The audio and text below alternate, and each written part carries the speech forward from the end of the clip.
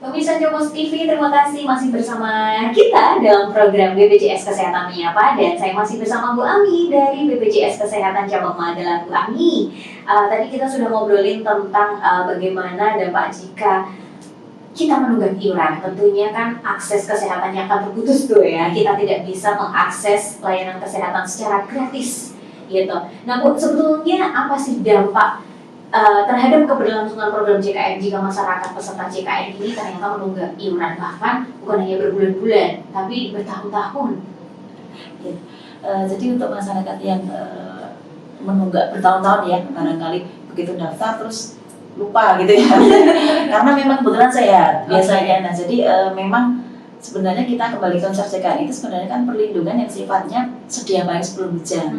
Tetapi kalau berdasarkan data yang kami miliki, rata-rata peserta ini akan aware, peduli ketika saat dia itu sakit begitu. Nah ini yang menjadi PR bagi kami, bagaimana mengedukasi, karena sifatnya adalah jaminan yang artinya dipelihara secara terus seperti kita memelihara kesehatan. Jadi baik kesehatan ini juga jaminannya juga, jadi setelah kita makan sehari-hari dengan bergizi, tentunya kita menyiapkan untuk jaminannya juga seperti itu, karena kan sakit itu adalah sebuah keniscayaan ya, tinggal kita tidak tahu kapan akan sakit gitu ya, namanya manusia memang konsepnya seperti itu. Sehingga dua hal, di samping kita menjaga kesehatan juga secara iurannya kita pelihara seperti itu. Nah ini dari masyarakat kan sebenarnya kalau sudah menyadari itu, maka dia akan membuat pola, dalam artian katakanlah mungkin yang peserta kelas 3 dalam artian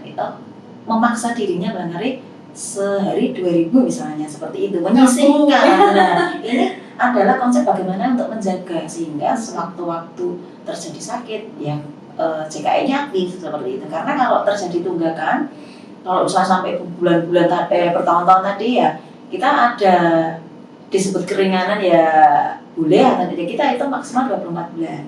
Paling tidak ini sangat membantu karena kita tidak hitung 5 tahun gitu ya. Nah kemudian kalau tidak aktif tadi ya tidak bisa dipakai. Ya. Tapi untuk keberlangsungan program JKN-nya sendiri dampaknya seperti apa kalau semakin banyak yang menunggak tuh?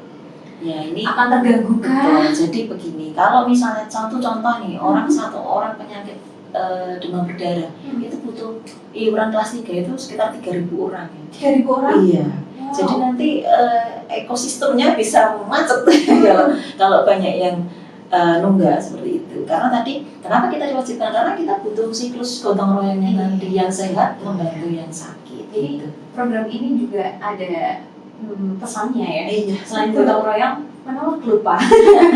Kalau sudah sehat jangan lupa membayar iuran gitu kan. Karena kemarin dia sakit dibantu kan sama yang sehat-sehat, giliran sudah sehat juga membantu yang sakit ya. Pokoknya begitu terus saja ya. Ini program selain gotong royong juga bisa menjadi catatan ibadah buat kita ya Bu ya, beramal terhadap orang yang tidak kita kenal gitu ya. Wah itu renyah banget kalau udah menyadari hal seperti itu ya Bu ya. Oke Bu, upaya apa saja sih yang sebetulnya dilakukan BPJS Kesehatan untuk mendongkrak minat masyarakat, memupuk kesadaran masyarakat untuk membayar iuran tepat waktu? Ya. Jadi memang salah satu edukasi yang paling ampuh itu ya memang kalau peserta kalau misalnya tidak nanti nggak bisa dipakai loh ya, kalau berobat itu salah satunya ya. Ini mudah-mudahan juga istilahnya menjadi salah satu pemantik kesadaran. Jadi bagaimana untuk peserta ini bisa menjadi peserta aktif. Kemudian kita juga selalu mengingatkan dalam artian via telepon, kemudian blast gitu ya, SMS itu bahwa mengingatkan untuk reminder. Terkadang begini, bukan niatnya peserta itu untuk tidak membayar, terkadang lupa gitu ya. Iya, jadi memang kita juga mengingatkan. Namanya kalau tidak sakit, tadi kembali lagi, kalau tidak sakit mungkin kurang diperhatikan gitu. Ini menjadi diperhatikan ketika sakit lah seperti itu. Terkadang lupa karena aktivitas seperti itu. Nah, jadi kami juga menyarankan sekali kepada peserta itu untuk auto debit. Jadi auto debit ini membantu mencegah kelupaan dan sebagainya.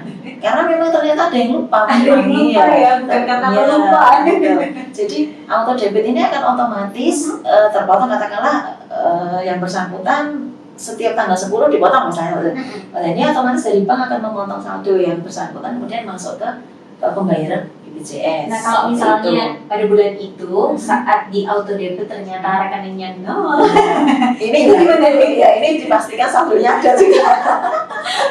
apakah Iya. akan terakumulasi di bulan berikutnya? Iya, karena ketika mendebit tidak ada ya otomatis akan terjadi ini tunggakan seperti itu. Karena sepanjang dia tidak bisa mendebit kan berarti tidak ada pembayaran yang masuk. Nah, seperti itu. Lagi-lagi juga dipastikan lagi ya saldonya gitu. Kemudian auto debitnya juga tercatat secara rutin seperti itu. Karena ada juga kemarin juga menyampaikan keluhan, loh saya sudah auto debit, kenapa ini? Nah ini ternyata mungkin apakah ada gangguan sistem atau ini yang mengakibatkan terkendala auto debit sehingga dia tidak terpotong dan sebagainya itu juga ada. Ada juga seperti itu Iya, ya. iya. Tapi BPJS Kesehatan membuka apa itu layanan untuk konsultasi maupun pengaduan. Ada. Jadi kami ada layanan pengaduan, jadi yang siap untuk membantu baik permintaan informasi, penanganan keluhan maupun pengaduan. Bu, ada berapa jenis sih layanan apa itu administrasi untuk peserta CHM? Jadi kita bagi dua garis besar, tatap muka dan non tatap muka. Nah, jadi justru kami mengharapkan kalau jadi untuk di Magelang sendiri itu ke peserta ini antusias sekali. Bahkan di 2025 ini kami kunjungan ke kantor kami itu naik 30%. Jadi masyarakat banyak, alhamdulillah ya secara kesadaran dia sudah memproteksi dirinya. Namun di satu sisi kami juga merasa kasihan karena kalau semua datang kantor kan menunggunya lama. Kredit ya? Iya betul kantor kami dan kami tidak mampu berikan kenyamanan di situ, mungkin kan ruang tunggu terbatas kemudian jadi kami membuka banyak kanal layanan online. Nah, di secara nasional ada Pandawa, kemudian BPJS juga bisa, kemudian kita ada BPJS online, kemudian kita juga jemput bola juga ke BPJS keliling. Jadi ke kecamatan-kecamatan yang jauh, aksesnya kurang bagus, kemudian kira-kira masyarakat yang membutuhkan, misalnya cakupan JKN-nya masih kecil gitu ya, kecamatan kita datangi. Kita bikin posko di kecamatan dengan mobil keliling kita, nanti kita buka layanan di situ. Jadi sebelumnya sudah banyak sekali kanal layanan yang dilakukan, yang memudahkan. Bahkan lewat WA Pandawa itu yang bersangkutan dari rumah mau dari ini tinggal WA aja, nanti tinggal nunggu balas-balasan dan selesai. Oke, Pandawa itu nomornya cuma satu ya Bu ya? Iya, itu secara nasional satu. Berarti kalau ada nomor lain yang mengatasnamakan Pandawa itu udah dipastikan pasti palsu ya. 0818 165 165. Oke.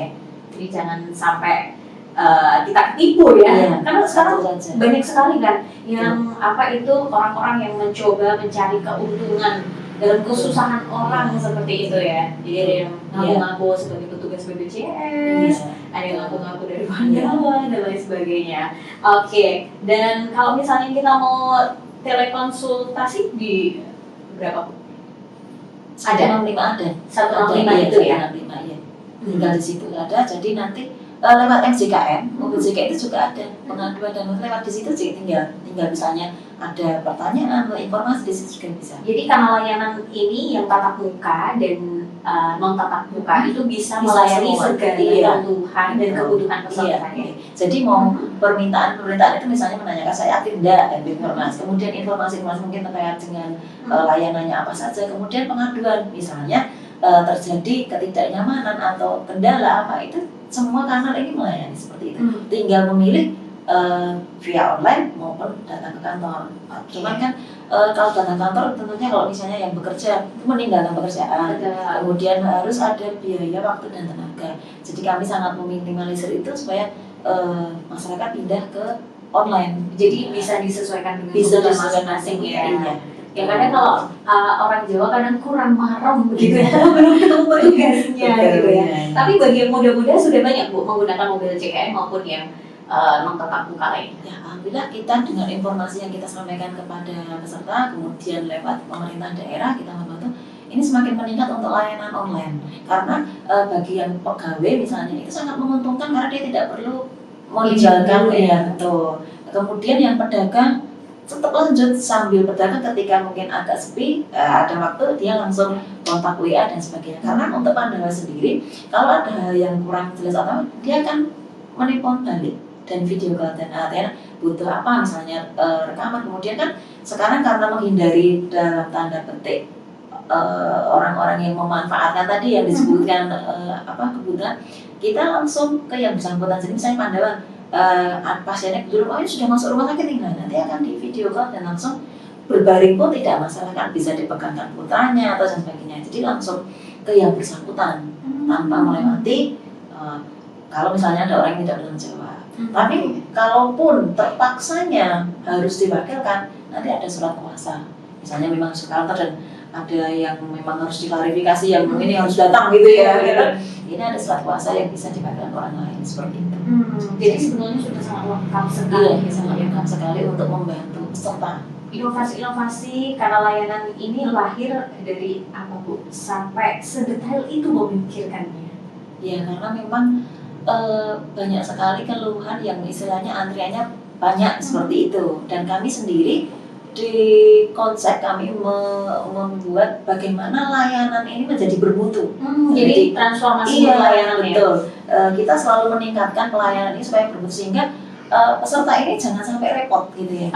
Kalau menunggu, katakanlah kalau menunggu yang maksimalnya itu 15 menit saja gitu, jangan sampai lebih dari 15 menit. Nah, ini standar mutu kami, jadi jangan sampai sebenarnya. Kemudian tidak mungkin dong kalau cuma satu tatap muka aja ini untuk jadi mana, karena yang dilayani lebih banyak daripada petugas kami. Akhirnya kita membuat terobosan via online untuk memecah antrian-antrian yang dengan tatap muka tadi. Berarti transformasi mutu layanan JKN ini sekarang membuat program jaminan kesehatan nasional di Indonesia ini semakin mudah, semakin cepat, semakin setara. Aduh, kita akan ngobrol lagi. Pemirsa Jomos TV, tenang, kita masih ada satu segmen lagi bersama Ibu Ami dari BPJS Kesehatan Cabang Magelang di program BPJS Kesehatan Menyapa, dan kita akan kembali sesaat lagi.